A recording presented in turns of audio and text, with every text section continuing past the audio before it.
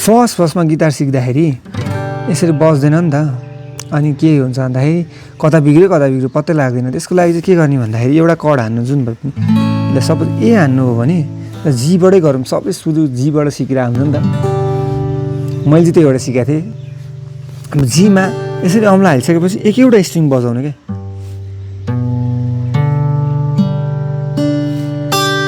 सबै बजाएछ भने चाहिँ ल ठिक छ, थिचेको मिलिरहेछ। नत्र एउटा यदि बजाए होइन यो दुइटा यसरी यस्तो भयो भने कुनै यो औँलाले अर्को स्ट्रिङ छोएर नबजिरहेको हुनसक्छ, या यो औँलाले यता छोएर नबजिरहेको हुनसक्छ, या थिच्नै पुगिरहेको हुन्न। हो त्यही भएर चाहिँ अब यसरी एकैवटा स्ट्रिङ गरेर हरेक कर्डमा अब ए बजाउँदै हुनुहुन्छ नि यसरी चेक गर्नु होला। डी यसमा पनि एकैवटा स्ट्रिङ के यसरी चेक गरेर बज्यो कि बजेन त मेरो कर्ड भनेर हेर्नु। अनि यसरी नै प्र्याक्टिस गऱ्यो भने ठ्याक्क गिटार जानिन्छ है त।